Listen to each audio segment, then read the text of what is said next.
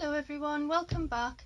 Today I'm going to start a new set of videos mainly to do with using paints, crayons, inks, dyes in order to get backgrounds as well as focal points to be used on postcards. Obviously these things can be transferred into bigger pieces, but as I've said before, trying it out on a small scale saves resources if you make a mistake. So I'm going to introduce some cards I've done in the past and cards where I may have done an applique as well as a painted card, just to give you some sort of idea of what can be done. So these first two, hope you can see that it's a penguin.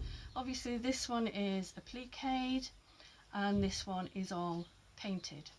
I have gone round the edges with stitch just to emphasize it, and then he's got the added embellishment of some sequins and beads, and they've both got buttons down the front. Drawn eyes on this one, little French knots on that one. So just to get the idea that you can use the same pattern and produce two very different looks by choosing applique or painting. The next set are Christmas trees, and in fact this is the very first Christmas tree, the very first postcard actually that I did, applique. Then that one was a little bit more fussy with all these extra things on, but it's hand stitched in the middle there. And then these two are painted. I've taught this workshop a couple of times where you do a painted card in the morning and then an applique one in the afternoon while the paint is drying. So I have a couple of these samples because I actually made them up and used them in the workshop. But you see how pretty they are from a very, very simple pattern.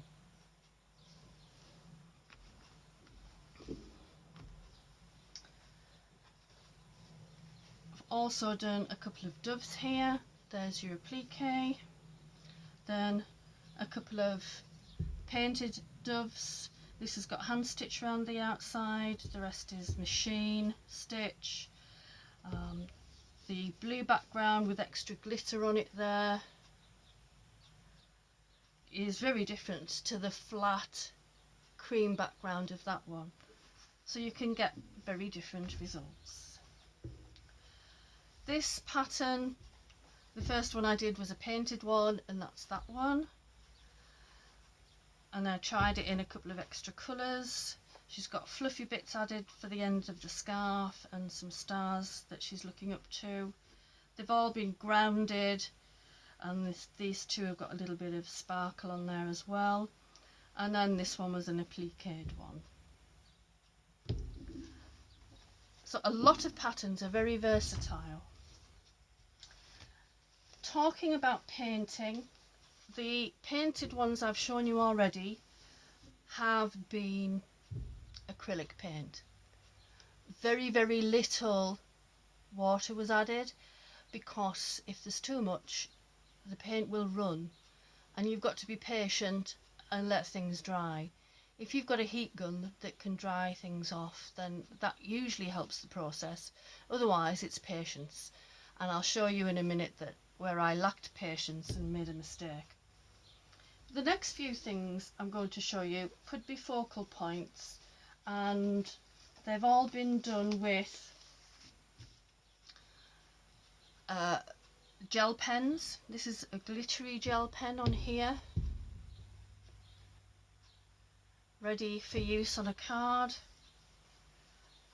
This one was ordinary pens, just get that piece off, ordinary pens, and then the little dots on it, that was a glitter silver. This one had paint pens, so any sections of it that are matte, that's the paint pen, and the rest is gel pen with a bit of sparkle on it. Again, flat pens, so the only glitter on there is from the actual gold pen I used in the centre of the flowers and a little bit on the butterfly. And this was sparkly gel pens. So pens do work on fabric, but please test before you have a go at something good. I used a metallic paint for these. They're obviously going to need something more and maybe a bit of emphasis with a black pen over the image, but you know, nice finish if you like that sort of thing, and I do. This one was Inktense paint on the main butterfly, so we've got a really good coverage of paint there. Then I've used a silver pen and a gold pen just to do some highlights, and it's got glitter paint in the background. Now remember I said about being patient? I wasn't, so I've got a little bit of running here. I may be able to disguise that when I actually do some sewing on it. I think I probably could, but yeah, you've got to be patient when you're using wet paint. I've got some other bits here. I've mixed them all up because I have videoed this once before and it wasn't very good. This one is metallic pens again. You get a nice result, and you've got the control over the fine end of the pen, so you can get some decent results. This is watered down acrylic made into a wash just to go in the background. I will probably cut this out, fussy cut it round there, and use it once it's got some Bondo web on the back, and use it as part of a card. But having that colour there just makes a difference, just lifts that picture, and it will now fit in with other things in purples or pinks or even blues, which would be good. This one has got gold acrylic paint watered down and used as a wash, and it didn't work very well. As you can see, the fabric is a creamy colour to start with, so that was one of my experiments that didn't go very well, so I'll have to try something else with that one. This was the same, although on this one I can go into it and put other colour in, whereas on that one I suppose I could colour in the clock, but there's not much to actually colour in to make a difference, whereas on this one there are other bits that I can lift by using some painting.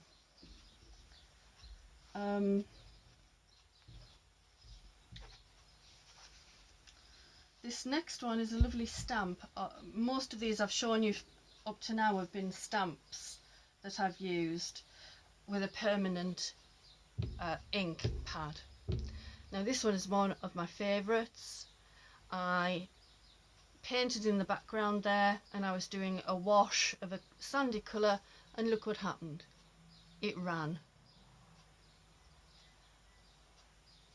Not water fast. So that was rather silly of me to use a stamp pad that was going to run. I had stamped 2 more, so I tried it on this one, and again it's run, so that's no good. But on this one it didn't. So this must have been a StazOn ink pad that I used. So I will paint this one up and let you see what it looks like at a later point, maybe not in this video but in part of the set. So using those as focal points, and particularly the single girls and what have you, whereas this I've actually done on a whole postcard and it looks really nice. But using watered down paints for backgrounds. So on these two, what I've done is, they probably don't fit together, but what I did was had a long piece of fabric and just went along putting on the blue and then putting on the orangey colour, and then I went over it with some gold just to give it that sheen for the sand. And these were used for backgrounds to make beach huts. I'll show you some of those in a minute. And that was watered down acrylic. This, however, was a dye, and you get such vibrant colours even if they're watered down. Dyes are just fantastic and look superb as a background if that's the result and effect that you want. And we coloured these pieces to use in a workshop because we were showing people how to use stencils and build up a picture. So they had to go at dyeing their own pieces, but of course they would be too wet, so we dyed some and dried them and ironed them so that in the afternoon they could actually use the stencils and do some work on top of the fabric. Oh, a couple of extra ones here. This has got glitter paint, and it's a white glitter paint, and again it's the fabric that had its own colour. I don't know if you can see it, it does give a little bit of a sheen, but it's not brilliant. This one, background was done in advance, so I had some blues and greens higher up here, and then the green extended very weakly because it is a wash, the bottom, and this was watercolour. Then of course I've stamped over the background with the image. The beach huts, got a few here. I should have some more, but I'm not sure where they are. So that fabric that you saw with the blue at the top and the orangey silvery at the bottom, I went over this particular one and made it darker, and then I drew on the image. I think I used a window because my light box wasn't working properly. Very handy to have something like that. And then it was painted, excuse me, and then stitched around for the emphasis.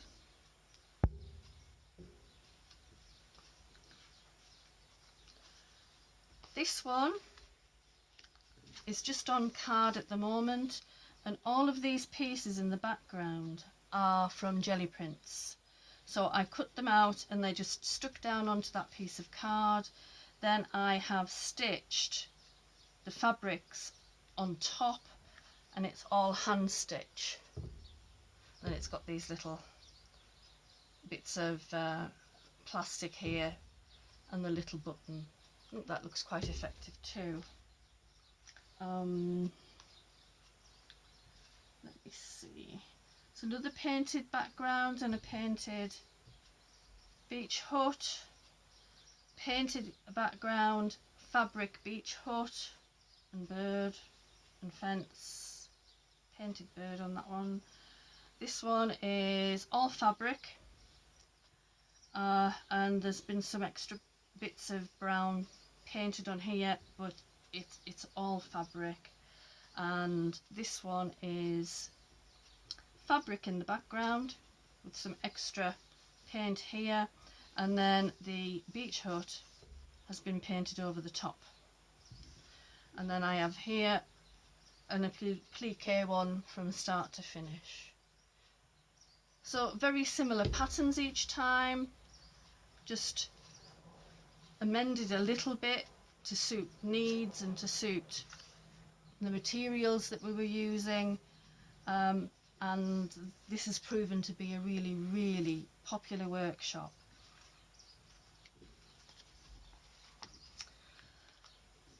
What I intend to do during the course of the next few videos is show you the different media that I've used in the past, the sorts of paints I've used, and show you the effects that you get on paper and on fabric. And then I shall finish off some of the bits and pieces that are partly done, so you can see from start to finish. And then following on in other videos, I'll use different media for the different results of some of the things I've shown you there. For the main pieces that I'm going to do the Christmas tree in applique and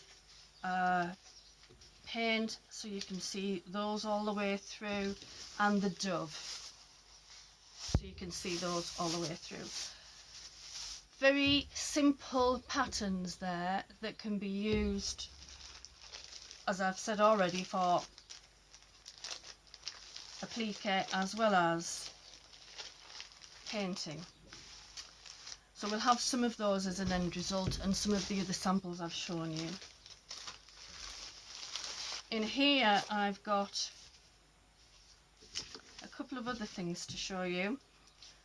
I've got this robin, and I've coloured him in using Inktense pencils, watercolour pencils. Or no, it's not watercolour, it's ink, but it moves when you put water on. It's water soluble. I'll get there in the end. I've just actually coloured him in. I haven't gone over with the water, and I shall do that as part of the next video. But this one I have gone over, and then I've stitched, so you get some fantastic colours. It's really pigmented. I love the sun there. It's gorgeous colours. This is another one I did just from a simple pattern. I'm going to put some glitter on this, and probably some sequins or beads or something to finish it off. But background and the image have all been coloured in using Inktense pencils, and then I've added water to make it move.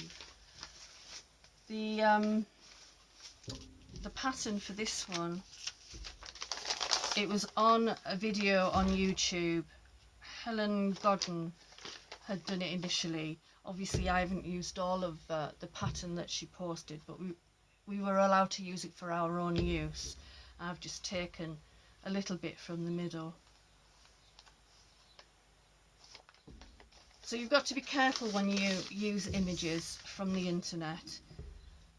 A lot of people will say that they are there for you to use for your personal use. You cannot claim them to be your own, and you can't sell them to anyone. So obviously, if I've used things from the internet that I've taken from a copyrighted site, I have checked first that I could use it, and that's what you must do too. If you take something and you change it, you just take the idea, like I have done in some of the other postcards. I've looked at a picture and thought, well, this is how I'm going to interpret it. Then that then becomes yours. You're not copying it straight off. So please be careful with that. I shall sign off here and get this table tidied up to move on to the next section. Cheerio!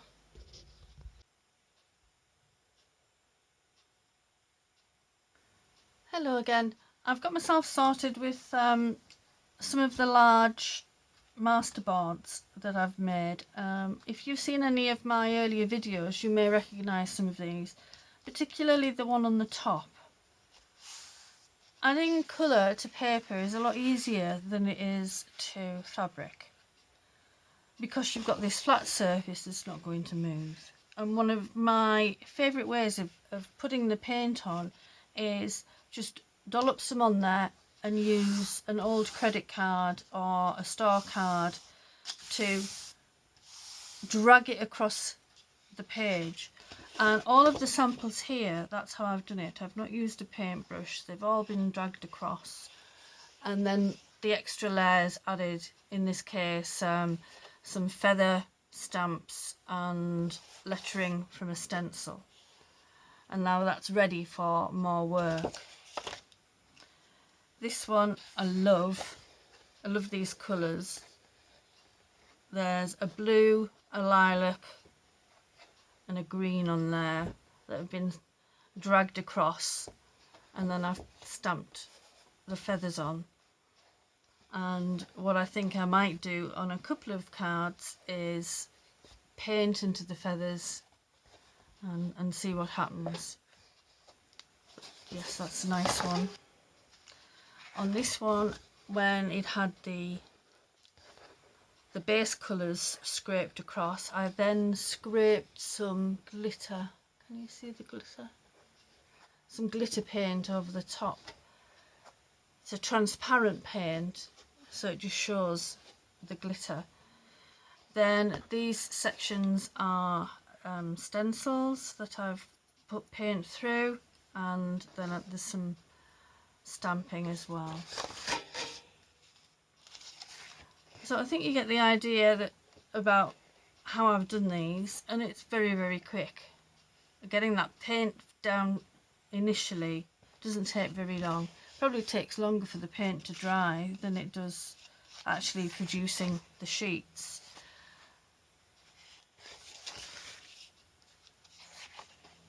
I love my glitter, metallics and glitter paints, and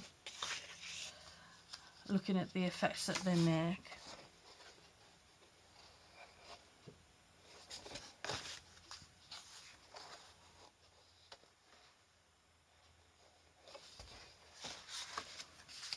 This one, and you've seen this type of thing before, produced by me.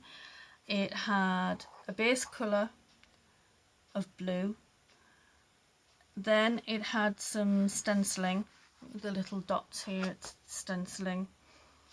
It had added papers over the top of that, and then I've scraped a thin layer of gesso over it just to dull everything down. That's white gesso. It now feels quite chalky, but I know anything else that I put on there, it will take really well because the gesso gives it a tooth that anything else can grab onto. So I just thought I'd show you those. What's this one? Oh, it's the same as the other one, the previous one. These are some of the materials that I've been using. I'll start with watercolour. A simple tin of watercolours. Now you can buy watercolours in tubes and in bottles as well. And these are called pans. It's not a posh set by any means. Posh sets you'd be able to take the pans out and replace them. It was a cheap set from W.H. Smith. There are 18 colours in there. There was a paintbrush as well. You can use the lid as a mixing palette, and I got that for half price, £1.49. So it's a nice little set, especially if you like to take something with you on holiday, if you fancy doing a little bit of painting or just putting some colour in a background to draw over or stick a photograph on, whatever. So a nice little set, nothing flash, but you can see out that I've used it, and the pigment wasn't too bad, so that was okay. An acrylic set. With acrylics you can get them in all sorts of shapes and sizes. This was a 20-piece set, Crawford and Black from The Works. Now I've taken the price off, but it won't have been very expensive. And you get a decent number of tubes of paint. This is actually the second one of these I've had. The pigment isn't as good as it is in other more expensive sets, and I do have some other bottles of acrylic and tubes of acrylic that are better quality, but it's handy just to have those tubes. I know that if I've got this and this in my workroom, I can get on with some painting, whereas the rest of my good stock of stuff's in the garage, which then needs sorting out and finding. I'll go on to the Inktense paint before anything else. I got this for my birthday from one of my daughters, and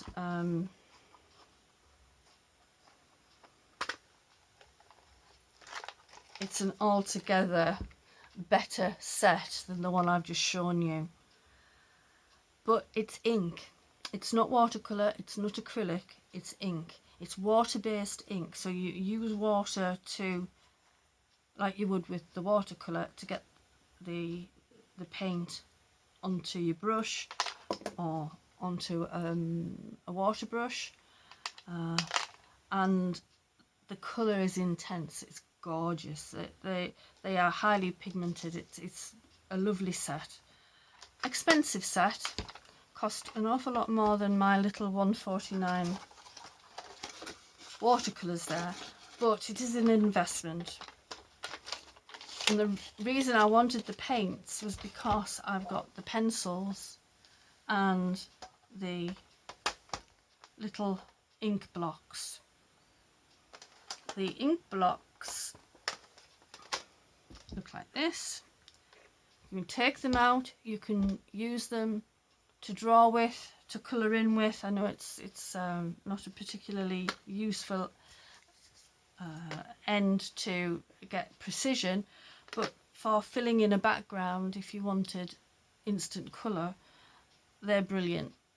I have a bigger set as well. Nearly all of those are in bits because they've been so well used. But the way I prefer to use them is taking the colour off on my paintbrush and using it direct, and they are so vibrant. Now this set was £12.99 when it was bought. I'm not sure when that was. They do last well, but they are brilliant. I love them. And the pencils, again, last really well, and they are vibrant colours. And I will show you some bits and pieces of where I've used them a bit later. Just move those to one side. All of the Derwent things are expensive. If you want an ink-based paint along these lines, then this is the way to go. Kohinoor, Koh-I-Noor, water-based dyes. The very first set I got was this one from Art Van Gogh, and I can get into it. And again, it's set out like a watercolour, and you use it like a watercolour, but it's not a watercolour, it's an ink. And vibrant colours. They're brilliant. A handy little set. Then I got these. Now don't be fooled by the colour that you can see.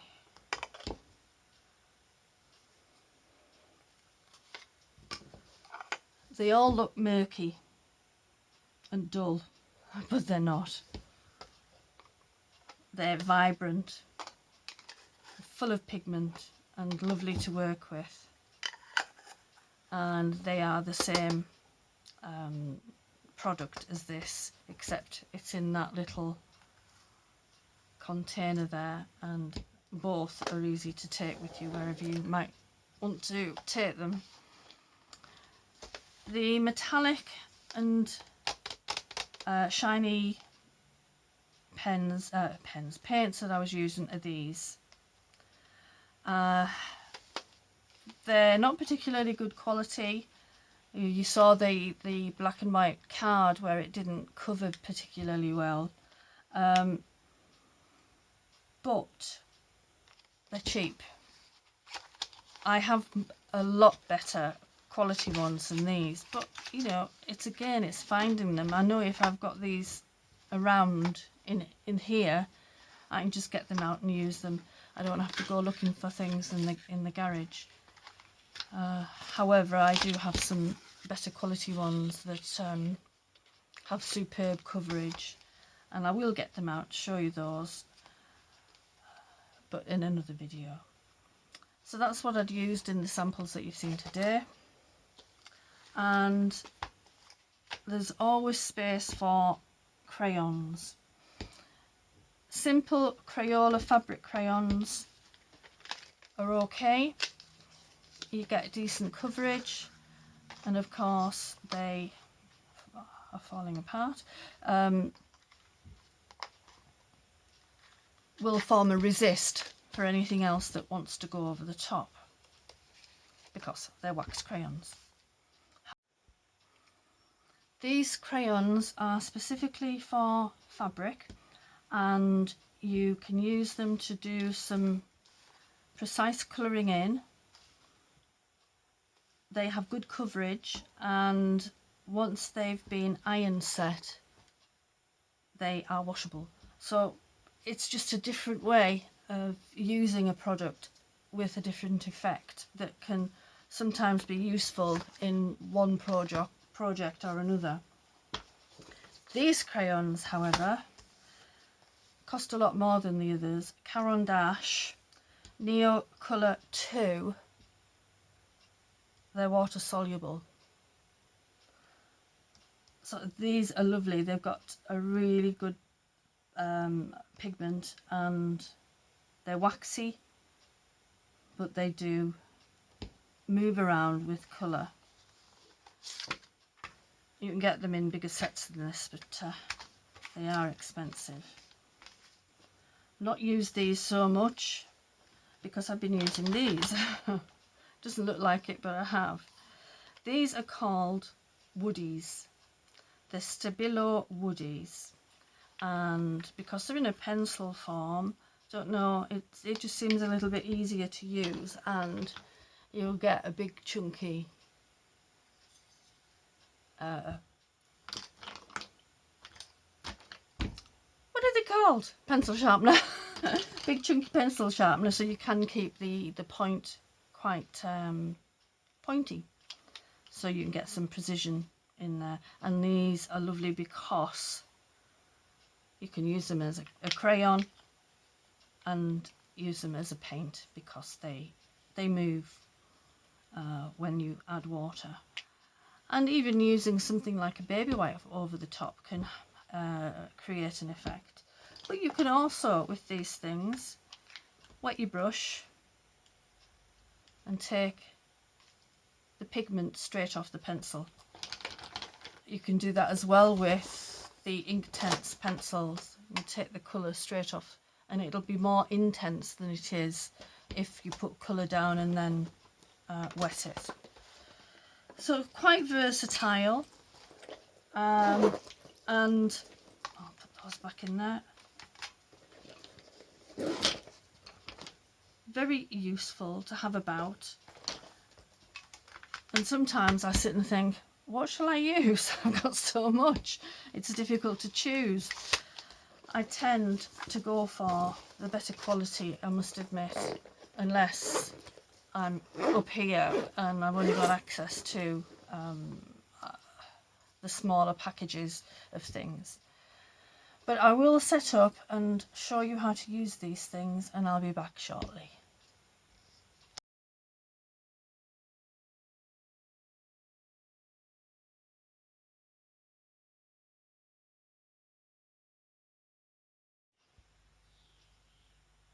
Hello there, I'm back again to do the best part of this video, which is the painting, messing about, getting mucky.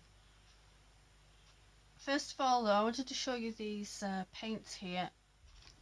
There's a variety of paints that I've gathered over the years, and I am not going to recommend any in particular, but there are some that are obviously a lot better than others. Some of them on there are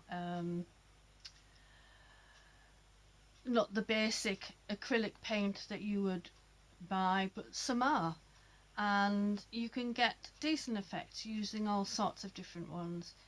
If you are starting out and you're on a budget, then go to somewhere like The Works or The Range, Hobbycraft, and get a cheap set of acrylic paint. I showed you a box that I'd bought, and I think sometimes they have them in Lidl and Aldi. It's always worth looking and shopping around. And you can get a lot of these things for, particularly if they're in a set, for a reasonable price. Acrylic works well on fabric. With it being partly plastic, it sits on the top of the fabric rather than soaking through. I do also have fabric paints specifically made for use on fabric, and they're pretty good too. So I shall move these and show you some of the results from the earlier things that I did before I start to make a mess on the table. Oh, before then, I did mention to you that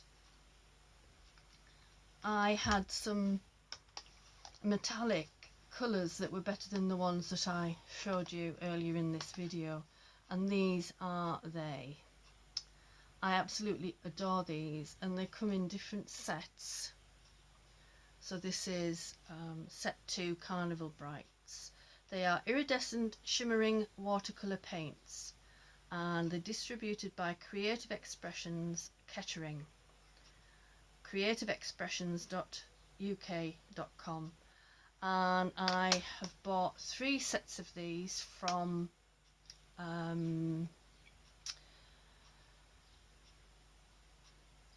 the garden centre at Northallerton. Is it Strikes? I'll double check for you and put it in the information below. They do have them. They don't have the full range, but they do have some. And the other set I bought at, from Art Van Gogh, I think years and years ago, at one of the knitting and stitching shows. So yeah, well, you can see, I think that one's the newest one, so it hasn't had as much use as the rest, but they are gorgeous. Right, I'll stop there. Right, I've got these things to show you that I started earlier in this video, and I'd had some success with various things, but others weren't as brilliant. But I tried to salvage some of them. So this one looked a bit dull because it was that beigey coloured fabric that didn't take things very well. But I've since added some more shimmer to the background and gone over the butterfly and the other things in the picture with a little bit of glitter, and it's glitter pens. The background wasn't, the background was a paint, but the pens, I've got some here to the side that I can show you. Ones I would recommend: Signo and Scribblicious. Signo are more expensive, but you can get Scribblicious in a pack. I think it's in The Works, and they're okay, they're fine, they work brilliantly on the top of fabric. We did a couple of panels with some school children, and we used the Scribblicious pens then, and they did a good job. And the other ones are the jelly rolls. Anything like that would work fine. There are lots on the market, and it really is down to personal preference as to what you might want to use. So this was the Signo, to get that bit of glitter, which lifts that piece so that I can use the panel to put together on another postcard. And if you remember this one, I haven't done any more other than cut it down a bit. I may add some bits of glitter to various places on there. I think I probably will, or I may leave it, and I've shown you these before. I may leave it because just having that colour in the background and then adding other things makes a big difference. So that one may end up like this, or I may add some glitter to it. Either way, it's going to end up in a collage of some sort. I added colour to the background of this one and went over the colour again in the flowers, and this will be another one that will be cut down to go into a collage to make another card. I finished the girl, little bits of cotton everywhere. I finished the girl. All I did was applied the fabric that she was on onto the backing fabric, and then put some Bondaweb on the back, sorry, Pelmet Vilene on the back, and there you have it. I think she's really cute. I didn't do any more to her, left her as she was, and it's turned out really nicely. This one, if you remember, I think it looked quite dull after I'd gone over the Inktense pencils to get the background colours, so I've added some sparkle. This is gold paint down the lines, and I've added the 3D butterflies, some gems, and some more glitter pen. So I think that turned out quite nicely as well. So it's finished, it's got its Pelmet Vilene on the back. I shall keep it, and if it crops up in one of my swaps, I might give that one away. The bird's finished now on its Pelmet Vilene. I have some lovely little flat back gems, black ones, that would be perfect for its eye, but I can't find them. I will eventually, and then he'll have the shiny eye on the top. So it's turned out okay. Remember this as well, where I'd gone over because I was impatient and tried to paint one thing before the other thing was dry. So this was the section of the butterfly. I went round a little bit in the background with some more yellow paint, and then it's been stitched onto the backing because it had some backing fabric. I looked for a saying that might be nice with it. Haven't got that on quite straight, but then that's part of the charm of these things. And across the middle I've put one of my bits of rolled up snippet. So this is how it started. Just have a roll in quite a few different colours of this type of thing, where I've used up bits and pieces that were left over, offcuts. There's lace, there's tatting, there's ribbon, fabric,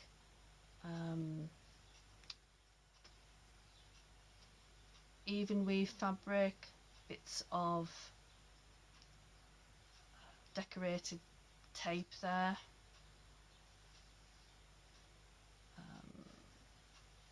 I think that's another piece of tape, some gauze, lots of bits of different types of ribbon,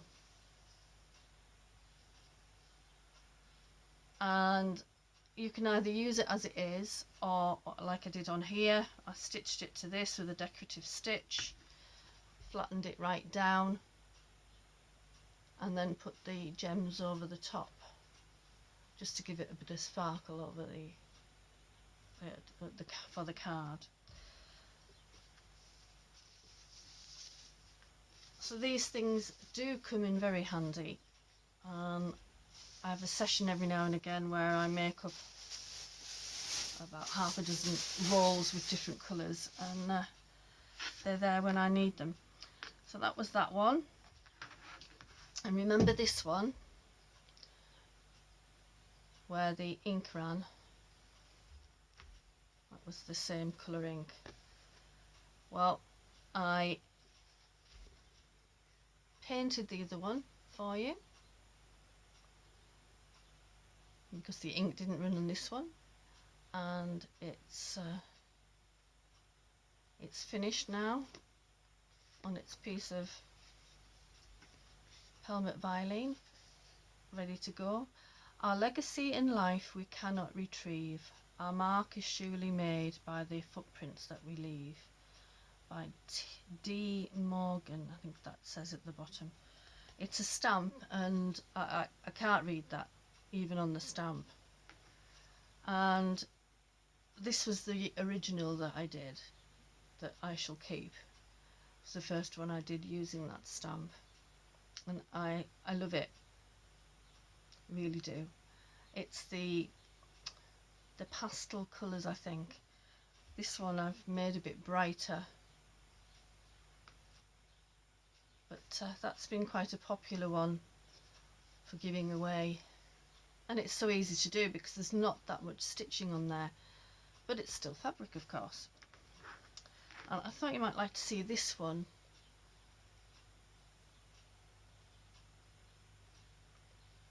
This was drawn on the fabric,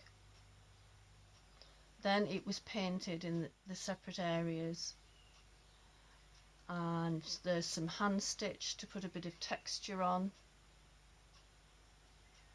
and machine stitch. There's machine stitch across the different sections, and then the reeds here,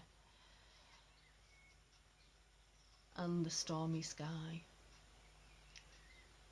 The idea for that one came from a birthday card, so that was quite nice. That was my interpretation. So they can be quite complex, but of course using paint before you actually start stitching can help an awful lot with guidelines, so that you can see exactly where the stitches go. And sometimes just having the paint there rather than stitching in as much detail, because I have got a lot of detail in these houses, you can just leave it as the paint. Right, I'll put those to one side. I've shown you how they've developed, and what I'm going to do is a couple of things. First of all, if you remember, I mentioned the fact that this robin was coloured in using Inktense pencils, and I would activate the pencil by using some water. I've just done this one as well, so we'll see how that one turns out. And I'm going to colour this young girl in with pens, so you can see how that works. And of course you've got lots of control over the pens. And then I will colour in the tree and the dove, and talk to you about patchwork tree and dove. So it's quite a bit to get through. Now you'll notice I've got on the table these boards, plastic chopping boards, really thin ones. I got them in Morrison's and cut them in half. Then a bit of J-cloth attached, and as you can see, the J-cloth picks up any excess water or paint. I'm going to just lie him on there and use that as a background, and get a very fine brush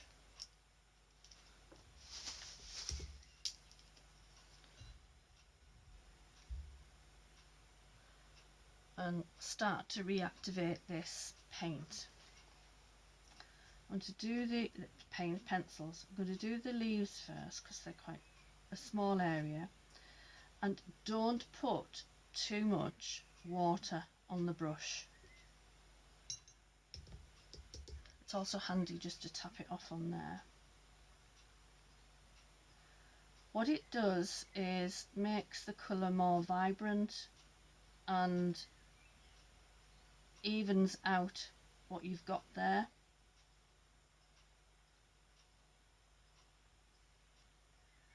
So that the whole thing is lifted. They're called intense, and they are very, very colourful. I hope I haven't got my head away now.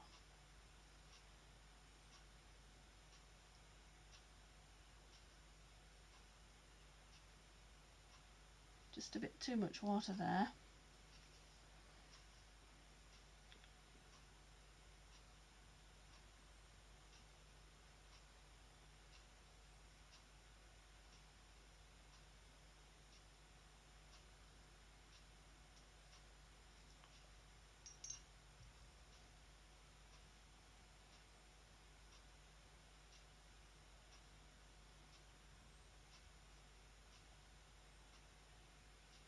It's very relaxing. Even if you make a mistake.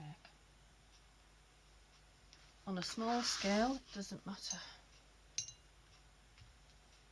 Right, go along here. It's also good to use these boards because you can just keep the picture on them and turn them around to get to the different sections.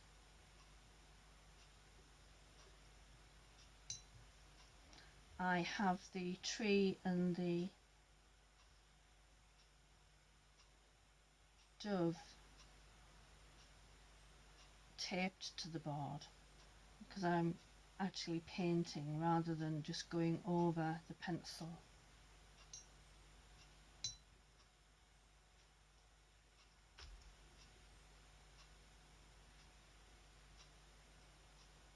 I've sorted colours out that I'm going to use. I'm not going to stick to the traditional colours of the tree or the dove.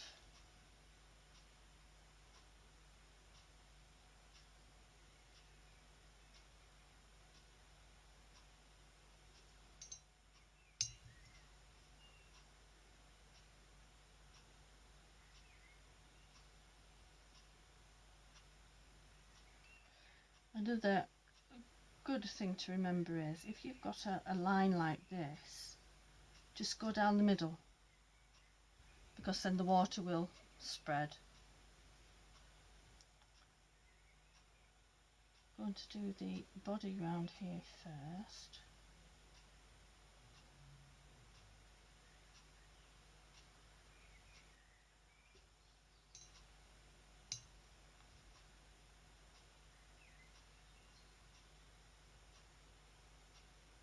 I've had a very busy morning. It feels like all I've done is walk dogs today.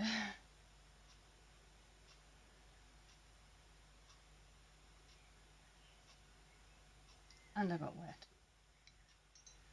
Much nicer when the weather's better.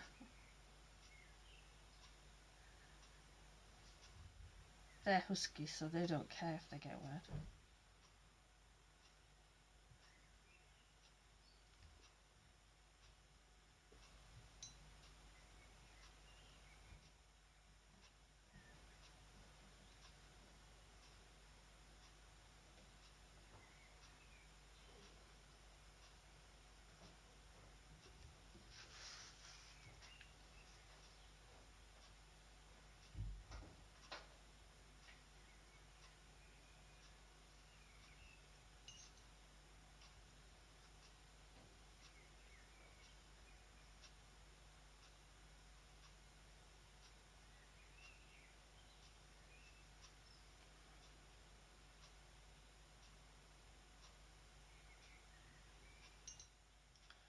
If you can see, I put a darker brown.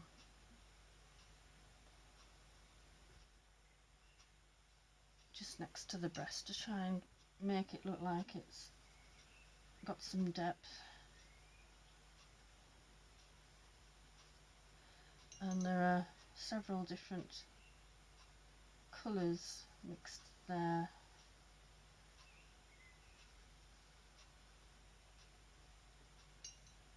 to make it look a bit more like there's feathers. Obviously I'm not a fine artist, it's never going to be a masterpiece.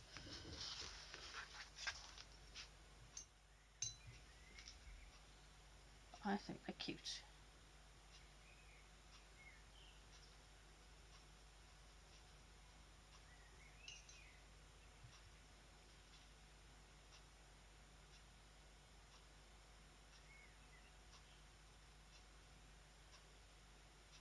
At this stage, while the actual fabric is wet, you could go back in with more colours using the pencils.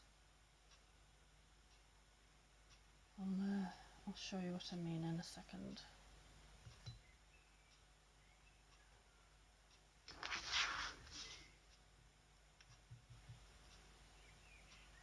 Oh, too much water.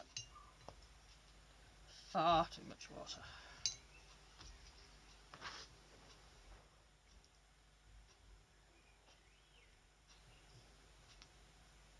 You can always add water as well if you want to take something away. The black had started to run from the eye, and because they behave like a watercolour at this stage, you can still amend that and dabbing into it. For me, that chest isn't bright enough, so as I say, you can go in and you can add more, and while you're adding it, when it's wet underneath, it just goes to paint straight away rather than being the pencil.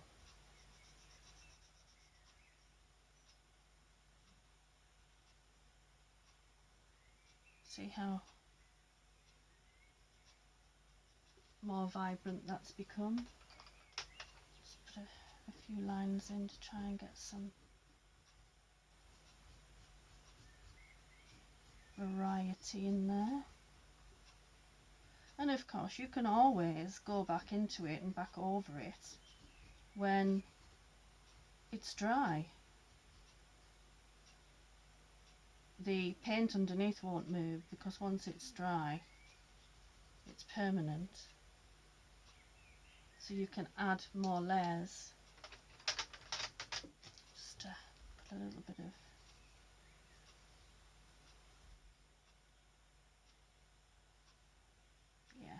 I've got far too much water around the head, but that's okay. I can salvage that.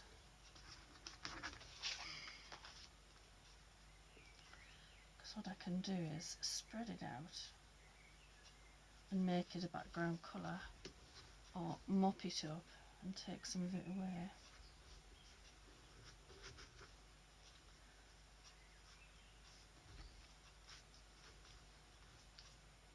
It's a shame that I made that error there. Not to worry, he'll still look good when he's finished. I'm going to put him to one side now to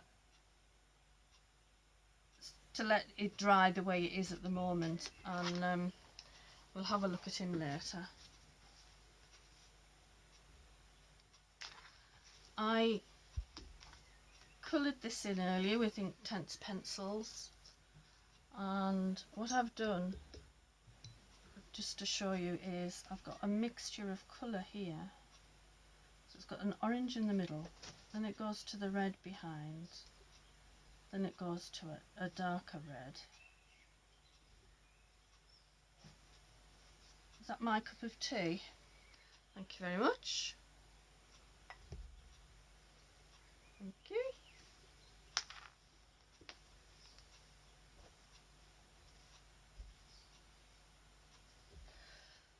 So you can see, I hope, the 3 shades of colour there. It's blended in. You can't see it so much when it's just coloured in, but when it's blended in, it's a lot better. I again, I'm putting too much water on.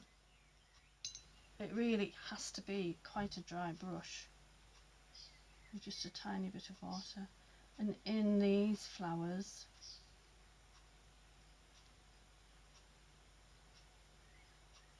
there's a purple and a pink. See the difference there, I hope, of the wet one and the dry one.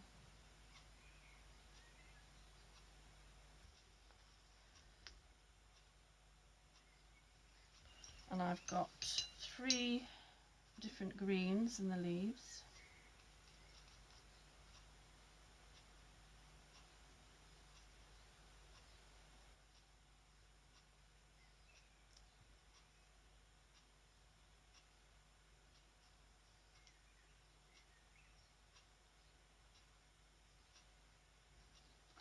So you can get them to blend in quite nicely. And what I suggest you do is, if you're having a go at this, is if it's going to be painted so that it leaks into each other, then that's fine. You can do that all at once. But if you do something at the top to start with, let it dry and go somewhere else. Now, I think my problem with this is the type of fabric I've used. So if you can see here, there's lots that's leaked on the fabric, and it's not the usual cotton that I use. So there is a good learning curve for me not to use this fabric for this type of work. And I would reiterate to you, always test. If you are wanting to use this type of thing on that particular fabric, test your paint, test your pens, test whatever you're going to use before you actually do your piece that you're going to finish, in case this type of thing happens.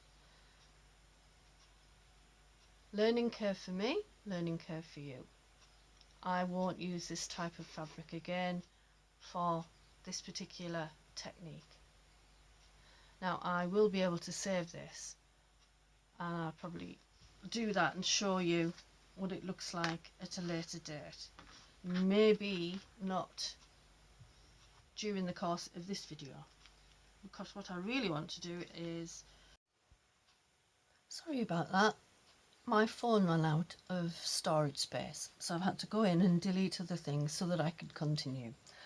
As I was saying, I hadn't even opened this one yet. I'm a fan of Dylusions paints, and I have a lot of them in the tubs that I'm still using, but I thought I'd send for some of these, which is the new packaging for them. It's a smaller quantity, so you can buy more colours. So I've got a Dylusions blue, I've got a metallic Deco Art blue, there's a Starlight in this gorgeous dark sparkly green, I've got Let's Craft metallic bronze, and a Krier box in blue, Krier box marabou, and I know that I got those in Lidl. Don't have them all the time. These others I have bought, certainly that was from the shop in Harrogate, and that was probably online, but the others I've picked up in various shops in and around where I live. Okay, looking at the tree, I will get the patchwork bits out as well, so we can look at that while I'm talking about painting. We have to keep the amount of water down, otherwise it will run. But I know that I've got a cotton here and a cotton on the Dove, and I've used those before and there hasn't been a problem. This is the pattern, and I've got numbers on here. This is for doing the applique. So 1 would be the trunk of the tree, and as you can see it's got little dashed lines. That means it would be bigger than that space there, so that when you put 2 down it goes over the top and hides the edge of number 1. Then number 3 goes down and it hides the edge of number 2, 4, and it hides the edge of number 3. So they're all slightly bigger when you cut them out, so that you've got that little extra to tuck under. And then 5, the base, and that goes over the trunk. So that's for the applique. So you can see on the pattern there's extra bits so that you can tuck them under. Choose a neutral background. For the painting it's just plain blue. For these other pieces here, I've chosen various things. That's a gold spot. This is white with holly and berries on it, and as you can see I've drawn round the shape of a postcard, and it's drawn with a pen that will iron off. And of course the first thing you do, you cut your pattern out, you choose your fabrics, get the pieces cut out and start attaching them. So having the outline of the outline of the card means that you can centralize the tree. So you can see here I've got the trunk hidden underneath the base, and it's hidden under there, pinned to keep it flat, and the same for the others up to the top. They've all got bondweb on, so that when you iron them they're glued to the page. But that's not enough, you need to do some sewing on in order to make them last a little bit longer. I showed you some of those already. I won't get them out again, but that's the general idea. If anybody would like a pattern for this, please let me know and I can email it to you with a little bit of instructions on how to complete the fabric collaged tree. Right. Okay, we'll move that out of the way now and go back to the painting. I'm going to use this plain blue, I think. No, Dylusions blue. Give it a good shake.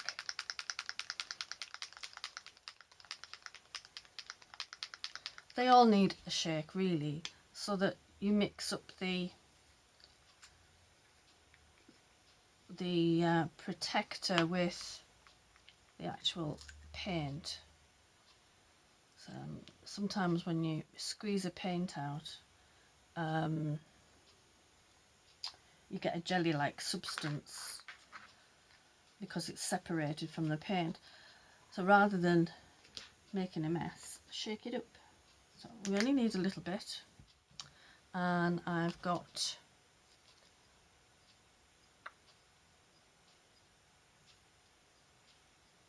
a square-ended brush. I'm not going to put any water on this unless I have to. So it's just paint straight from the pot or the tube.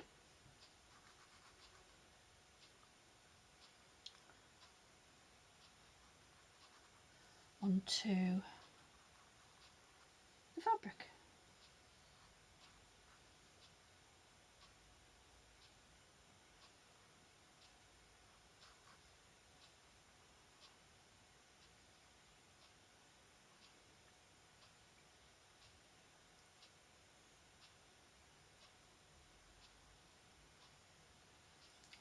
I shall only do a couple of sections of this so you can see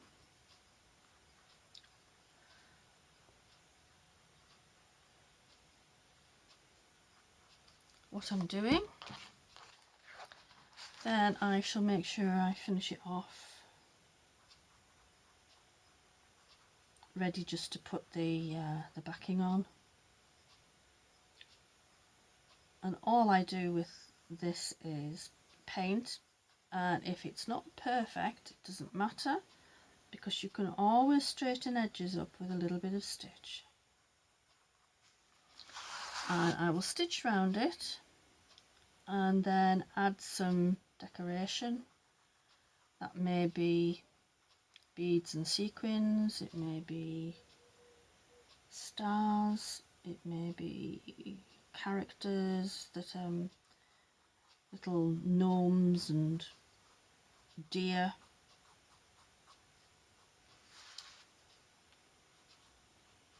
We'll see. Okay, lots of paint left there. So what I might do is mix in a little bit of one of the other paints to use it up. So if I open this one, it's very gloopy, this one, and I have got where's that spare one gone? I've got some sticks. What I thought I would do is just get a piece out.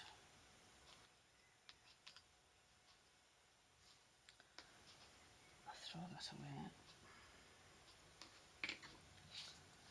Oh, I've painted my cover. I mix it with that blue that's left.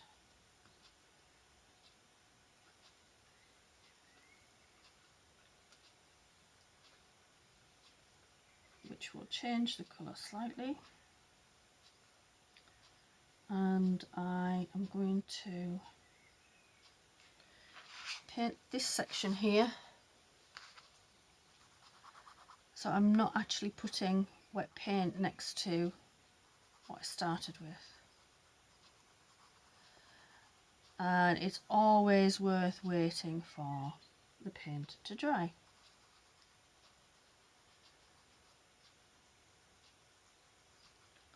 She says, after not doing it last time.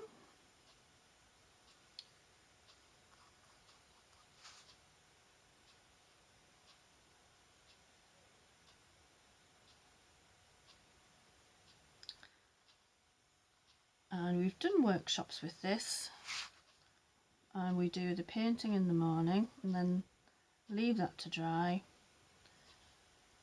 show lots of samples of how to finish it off, and then in the afternoon, while the paint is still wet, we do an applique one.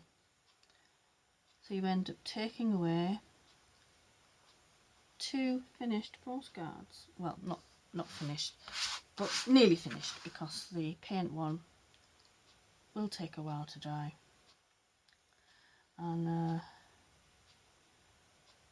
we've had some people who've worked through the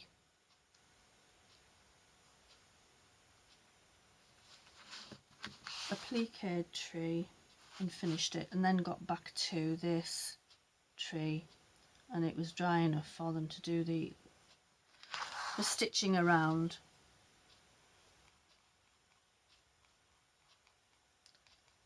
So that was good.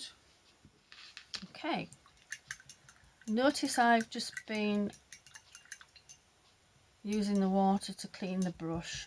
I haven't added any extra water.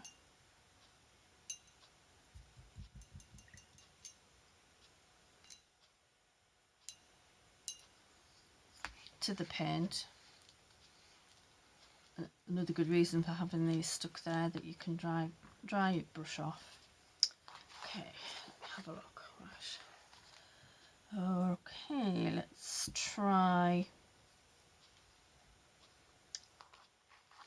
It is dry here, so I'm just going to put the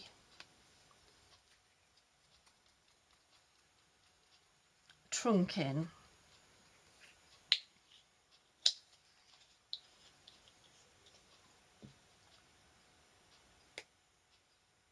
I thought I'd use this bronze, which I haven't opened yet. Another one I haven't opened yet. And I can't open this one. I should use my big scissors just to poke a hole in, I think. Not recommended.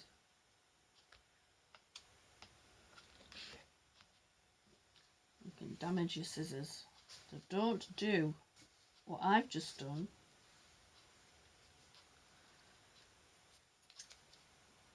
Right, just a little bit of that.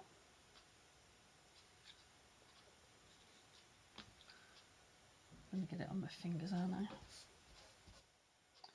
Oh, horrible when it goes up your nails.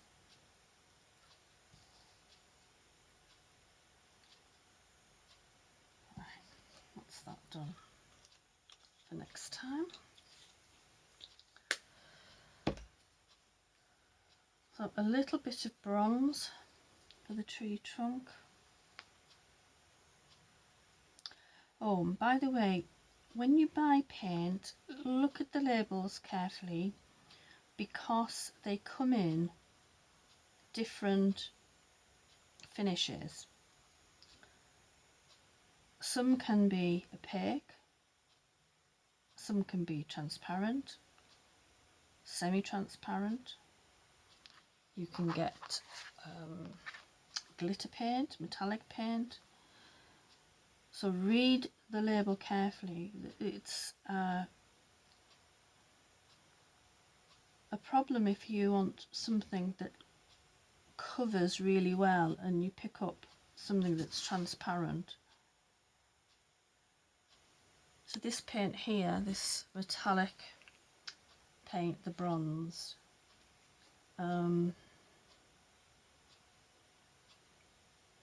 it doesn't actually tell you anywhere what it's like, which is unusual because they usually do.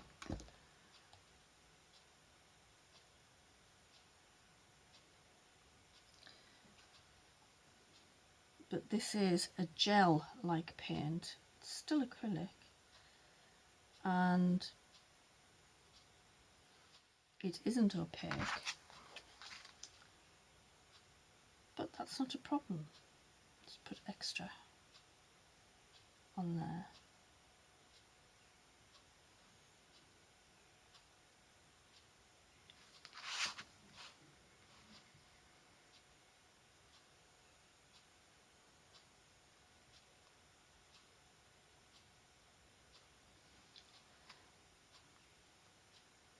No, that's still wet.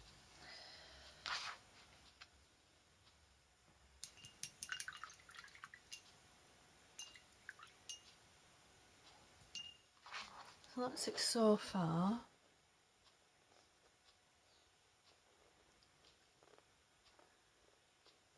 I will finish painting it so that you can see what it looks like painted. But I may have a bit of a problem with the drying paint, and my heat gun is downstairs.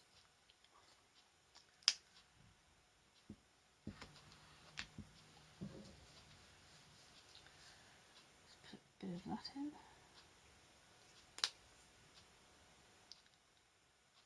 It's called Ice Blue, this one, metallic. I love metallic paints and paints that have glitter in them. They leave a lovely finish.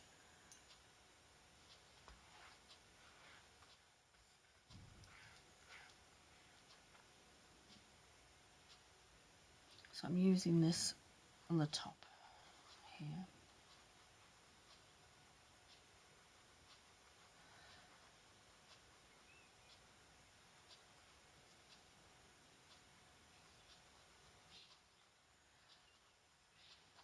You can see how little paint you actually need.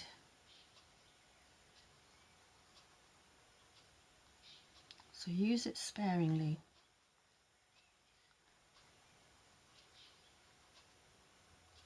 You can always get more out of the tube or the pot or whatever. Difficult to put it back.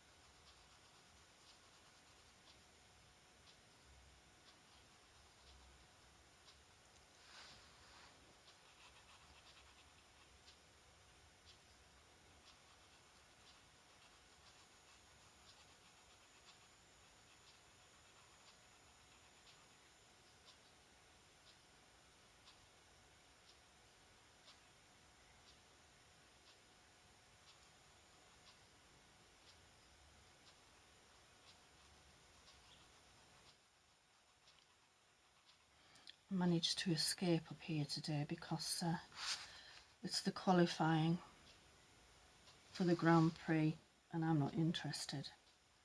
So I've left my husband and daughter watching that. I think it must be finished by now.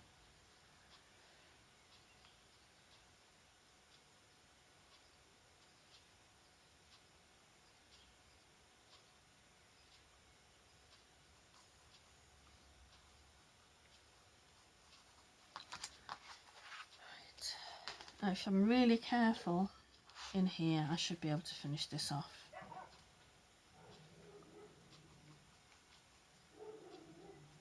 I'm sorry about the dog barking. Our neighbour's dog likes to protect her garden. So when ours are out and she's out, she starts the barking off. So one of ours retaliates. Only one of them barks, the other one doesn't. He talks to you and howls if necessary, but he doesn't bark. You don't know why, he's just never done it. Right, so we've used those. Let's see if I put a bit of this in there.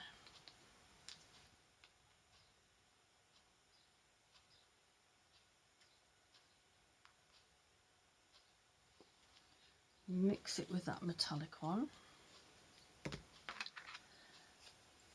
You can always mix glitter in with paint to get a glittery effect, and mica, which gives it a nice sheen.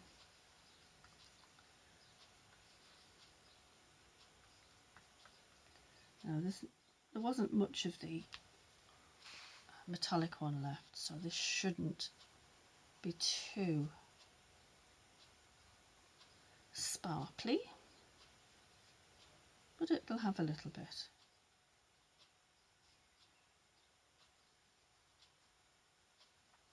You see the benefits of having it taped to the board as well. I don't know if you noticed earlier when I was painting, I picked it up, the actual piece up, and it folded in on itself.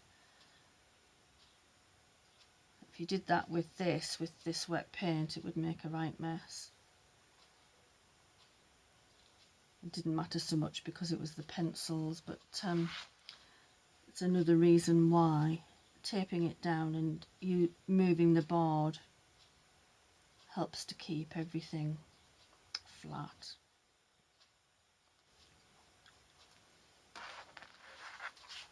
And it can't possibly fold in on itself.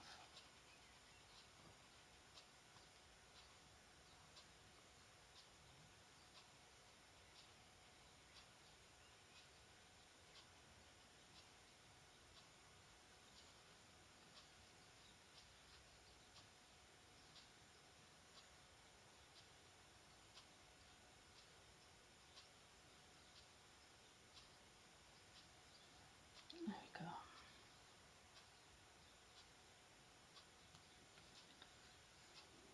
Oh, come on. Oh, I've done it again on this cover.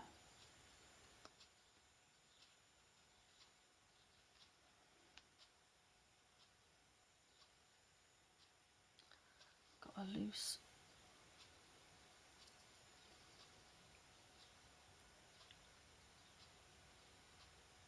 a loose bristle.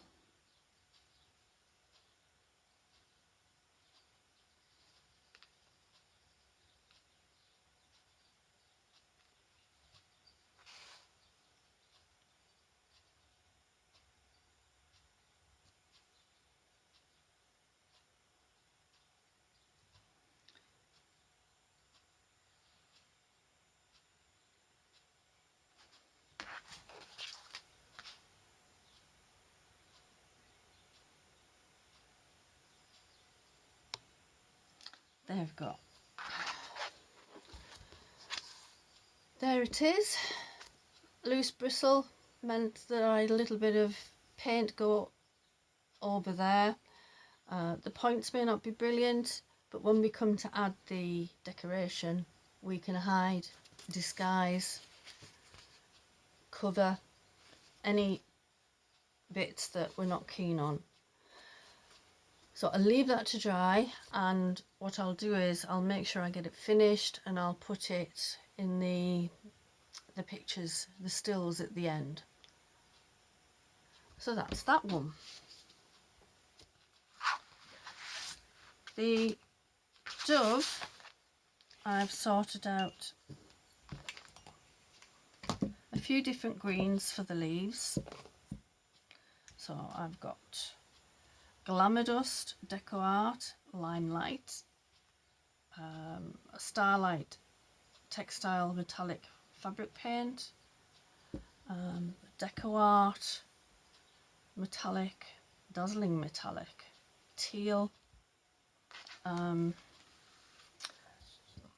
excuse me, I might use some of this, which is Ocean Blue, Anita's All Purpose, and then I've got Pink Artiste Dough Crafts or Dew Crafts acrylic paint pearl blush for the body of the bird, Electric Plum Purple Arteza, and Deco Art Dazzling Metallics Berry for the wing. Haven't got anything out for the beak at the moment.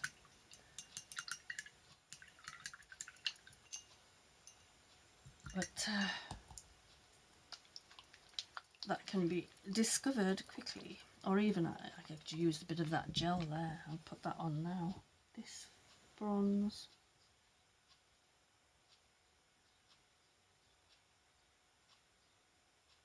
Oh, perfect.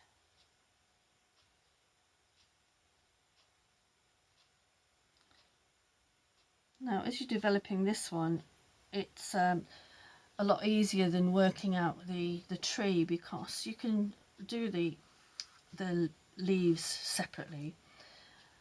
The body of this one would be done, and while that is drying, you could do the leaves. You could always do the centre of the wing if this was still wet. You know, there are different ways of working it out. The appliqued one, we would obviously cut out all the bits of paper pattern, choose a background, get there in the end. So you'd have your pattern as the picture to follow, and that's what the pieces look like for cutting out. And again, we've got the beak with a bit extra so it can tuck under, and that's the only one that needs anything extra in this pattern. So I was trying to find the pieces to show you. Right, okay. You get your pieces, cut them out like we've done before. I've got numbers on here. 1 obviously would go down first, then the outer wing, and then the inner wing, and then you can do the leaves for the applique bits there in order to do that. Then I would make sure they've got Bondaweb on the back, pin the pieces down and iron them ready for stitch.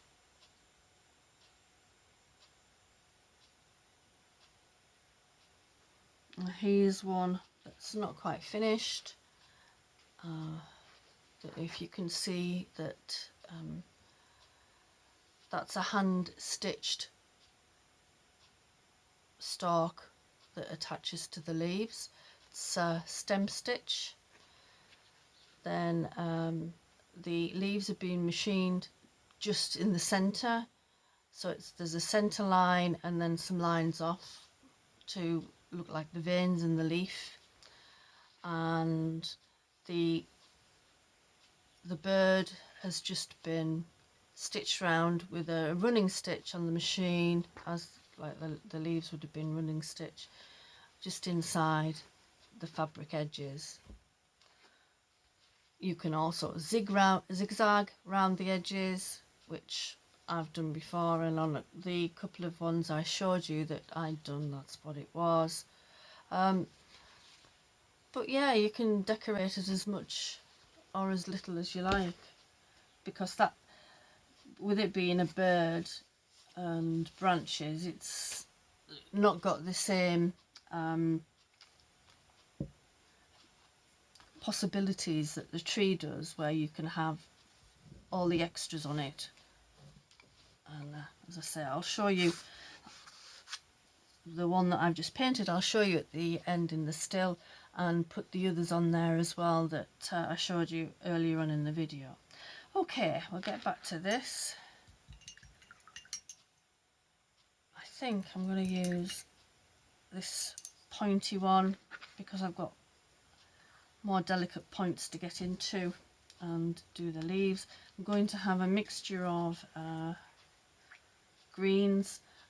This is the paint that I need to get out using a spatula or a stirrer. I can go back on there. Where's the lid gone? Really thick, and I shall put a little bit of it on each of them.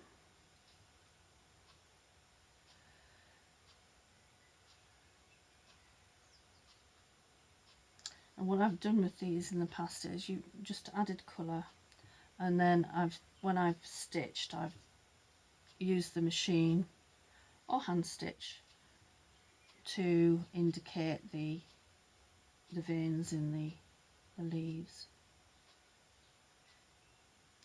I should have painted the body of the bird first, silly me. The one good thing about not putting water into the acrylic, it does dry quicker. It is a lemon cotton in the background. Oh, I think I might just mix a bit of that with that to see what happens.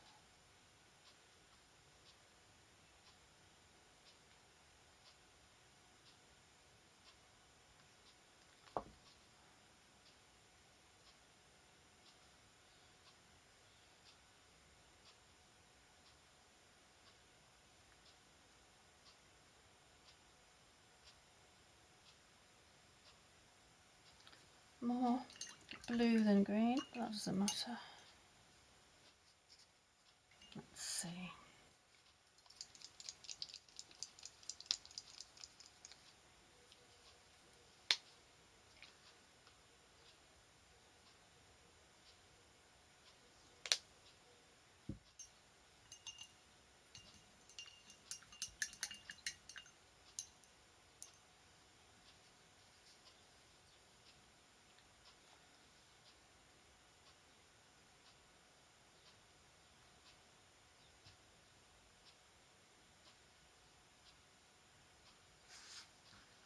Let's see.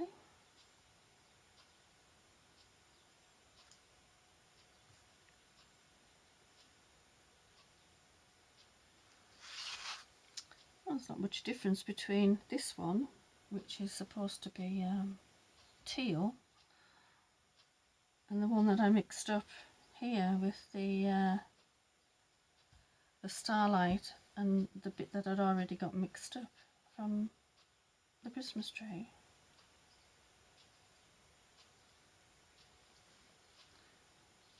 Not to worry.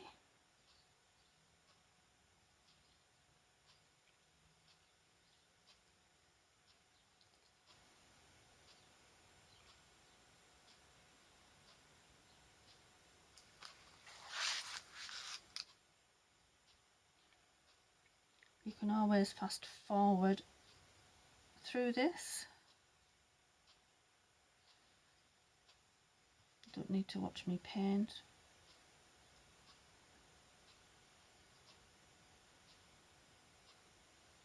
To be quite honest, it's very soothing.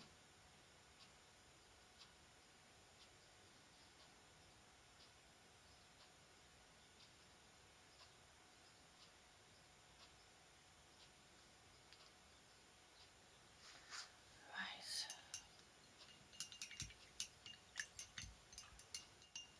I think I'm going to use some of this rather than the other colour that I've got out.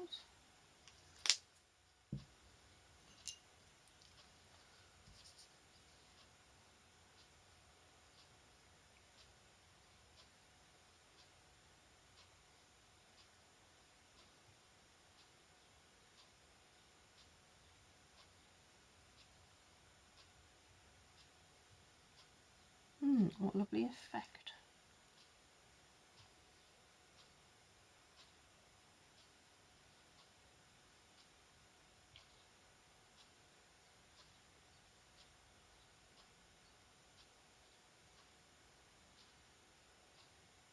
Nobody will have seen anything like these leaves before.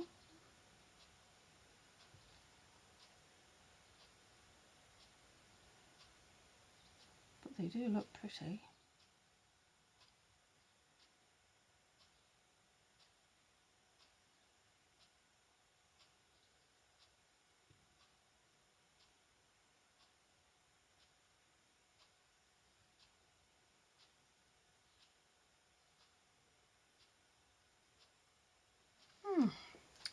So that was a bit more of the Glamour Dust and Limelight by DecoArt. Right, bit of pink.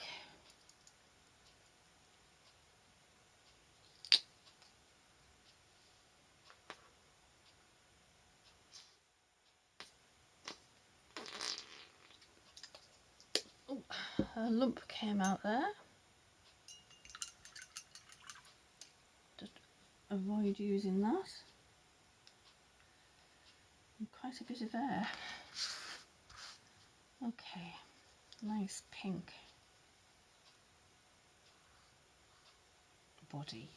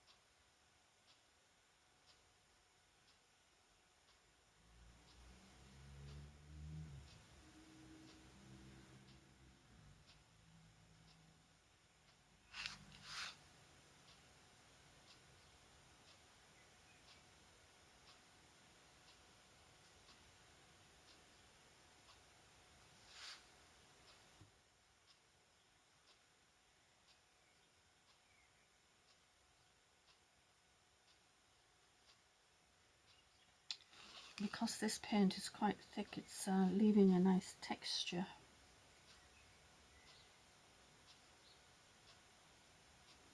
Obviously, if I mixed a bit of water in with it, it wouldn't be like this.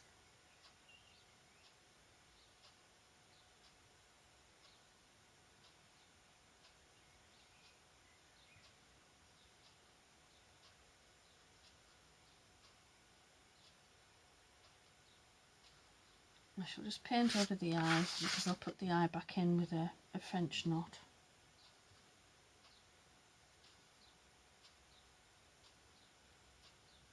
Or a little bead.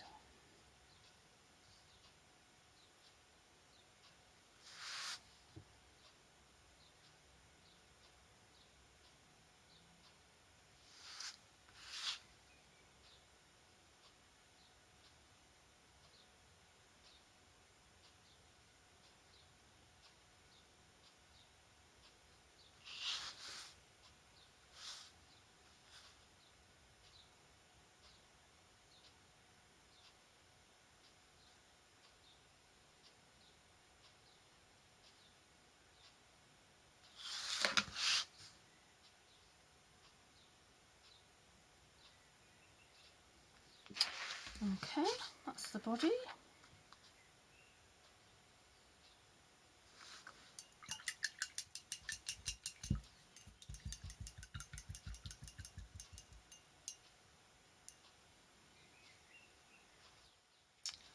And I shall put the Arteza. Don't know whether it's got a seal on it. No, I've used this one already.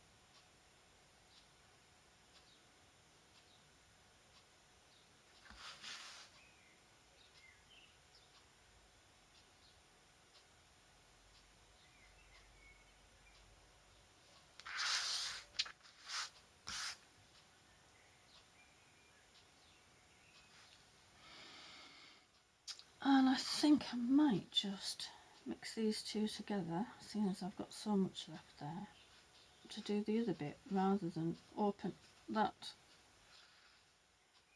with the paint there. Don't like to waste paint.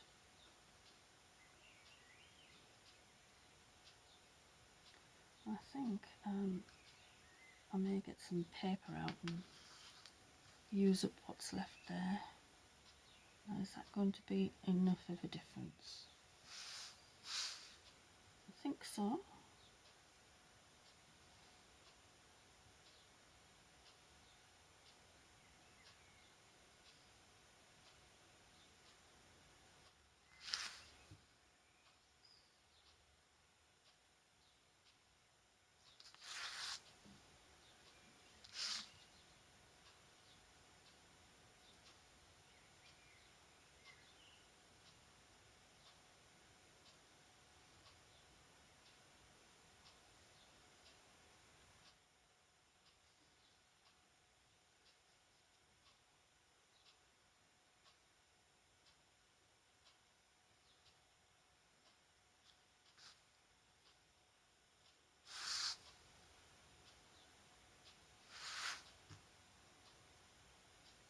Oh yeah, risked painting this even though the other bits are still a little bit wet, purely because of the thickness of the paint. It shouldn't run at all.